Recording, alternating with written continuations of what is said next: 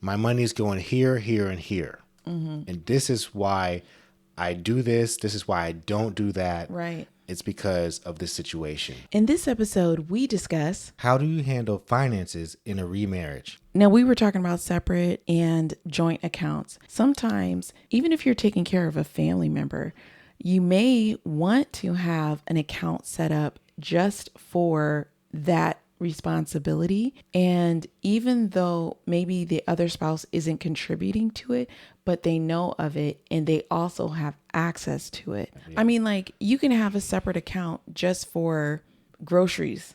Let's say you have a grocery shopping account. Yeah. That doesn't mean your spouse doesn't know anything about the account. Right. So it's like you can set up accounts that are separate without it being secretive. Right. There's a difference between separate accounts and secret accounts. Yes. And in my opinion, secret accounts are not leading towards a healthy remarriage. Right. That's where you can get into really bad arguments. And money is a big issue in the cause of divorce in any marriages.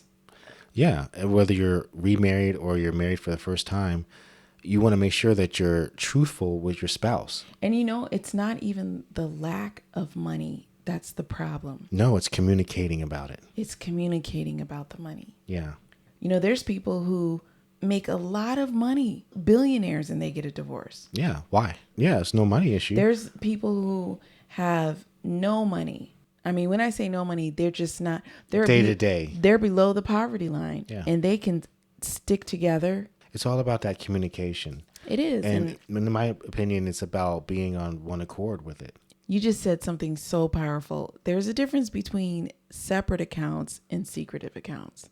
Yeah. And even if it's not in a bank, your account could be that bag you have, that Crown Royal bag you have somewhere with some money in it. Yeah. Or that old cookie jar. Or that little stash you have over at your mom and them's house. It's mom and them. Mom and them, yes. No, I'm just... The other thing you want to know in a remarriage, did the person acquire any debts from their ex? Did they have to assume any loans? Did they have to assume anything that you're going to have to take over as well? That you will be a part of. Yeah. So just let somebody know. It's not that scary when people know.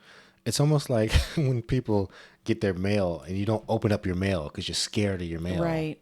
You don't have to be scared of your money. And if you have liens, collections, I dealt with people that had that with real estate who wanted to buy homes. Yeah. And I would always tell them, look, we can get you into a home if you are honest about your money situation, because that's the only way we can improve it. Yeah. You have to start from somewhere. And you have to know where that person is starting from. Where are we at? Yeah, where are we at so we can go higher. It's just good to... be honest. It's just good to be honest. Mm-hmm. Yeah. Also, you want to know if wages are being garnished for whatever reason. It's not just for child support. Yeah. But, you're thinking this person has this good job or whatever, and their wages are being garnished. Could be like some IRS tax lien or... Oh, yeah. Yeah. It could be, I didn't think about that. It could be a lot of things. There's a lot of things that take money away from people. Yeah. And if you're getting in a relationship and you're serious in your relationship, you want to be honest with that person. Right. My money's going here, here, and here. And this is why I do this. This is why I don't do that. Right. It's because of this situation. You also need to talk about what money spending that you do that maybe in your mind you feel like it's a regular part of you, or this is what everyone does, but you don't realize that everyone doesn't do it. So, for example, let's say I have been doing a spa regimen every month. Let's say I do it weekly, and my monthly expenses for that, I didn't even really check before because I just used to do it. But now I'm looking at it. It's like $600 a month. Or your spouse is looking at it. Yeah. Because if you've been doing it, you really weren't looking at it. I never even calculated it. Yeah, you've been doing it, but your spouse is looking at it and say, hey, look at this. You're spending $600 a month. Just on you. Just on you going to the spa. Yeah. I mean, that's a lot of money. When And you they could have, say, well, that's what I do. That's how I look this way, or this is what. And so you just have to know that. well, I'm glad that you said that, because when you get into a relationship, then you have to look at, well, our resources are together now. So are there alternative methods or things that we can do so that you can still have your spa day, but not at the expense of $600 Yeah. for the month? Right.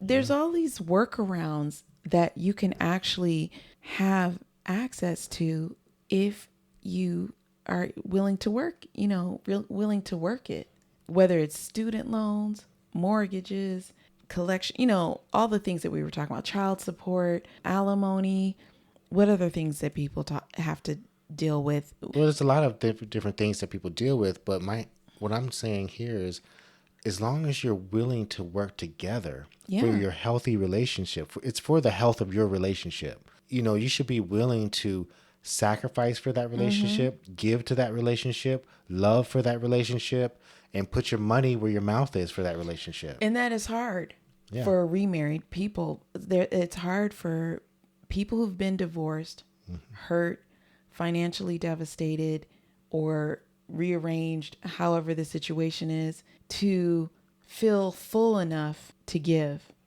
This is why you have to be healed or go through a healing process Yeah. while you are in your dating or single life as going towards remarriage.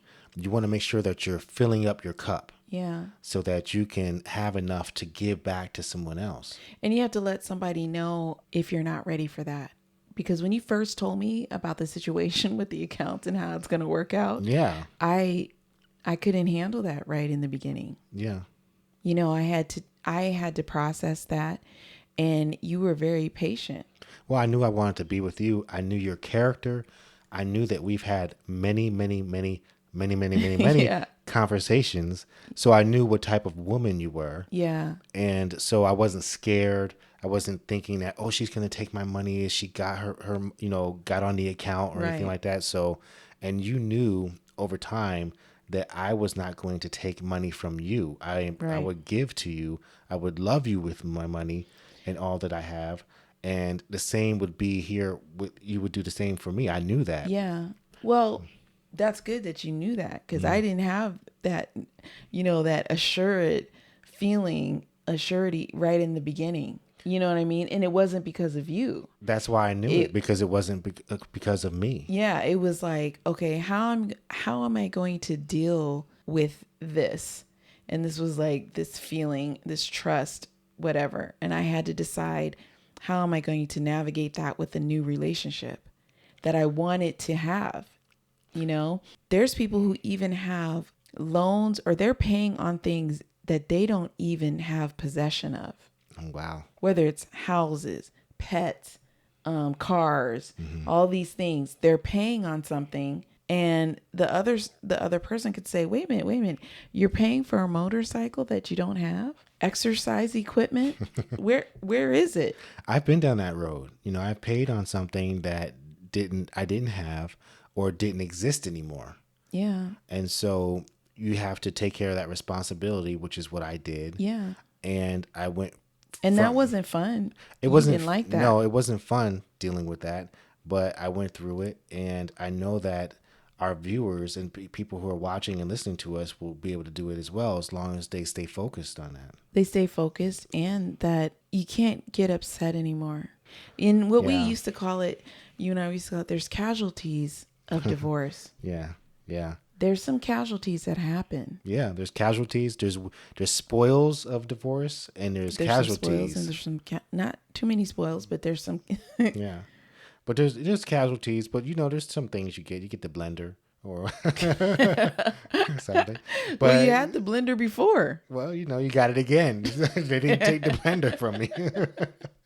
So I got my blender, and I got my and me. I got blender and me. Well, you might get your peace back. I know that's right. Well, and I think that even if you got bad credit because of the divorce, that definitely happened to me. I kind of felt like it was a reset. And I want to tell anyone out there, you can look at it's a situation two ways. It could be really, really bad, or you can look at it as I get to start again. you know what? It's like a blank slate. Yeah. And maybe that's what I had to do to cope with it. Well, I actually think that that's a good way to look at it. I was like, I literally have a blank slate. A blank slate. For real though. I didn't have it. You didn't have any money. Oh no. You didn't have any, the person wasn't in your life anymore. You're just starting fresh. No You're business, no anything. I'm just Yeah. like, I was just out there. You're out there in space. And I was like, well, I can look at it like that. And I felt very vulnerable. Money can make you feel empowered. It has a whole range of emotions. It can make you feel less than if you don't have it. It can make you feel like, what are some of the things that it made you feel? It can make you feel sad. It can make you feel sad. It can make you feel happy. It can make you feel generous. I think that having money makes me feel like I can love on others. And what does not having money feel like? It makes me feel like I don't have what I need to make my kingdom to make sure that everyone in my kingdom is taken care of. Yeah. One other emotion I felt was worthless. Ooh. And then I was kind of upset that I had put so much of my worth in money. You know what I mean? Like, wait a minute. I am like the exact same person I was when I had this money, and I'm the exact same person without it. The only difference is what you can do with it and helping Right. other people. And so I guess I had to look at myself and if you're a person like that, that's another good point. If you're a person that likes to help people and you've been doing that, and then you have this devastating event, right? And now you don't have that cash flow or that money, you do have to learn how to help yourself. Yeah. And I do see that with people sometimes with money, their money attitude was one way when they were married, and they were hurt because they couldn't keep that like way of life while they were going through the divorce. And you have to learn that your money lifestyle, your money habits, your money reputation for yourself changes, and you can reset it to something new. Well, the good thing about life, when it comes to money, you can always start fresh. Yeah. Sometimes it takes time, but you can recover from it. Right. There are things that you can do to start hanging around people who talk about money in a positive way. Right. Because you want to have the flow of money coming in your heart and your mind and your ear gate.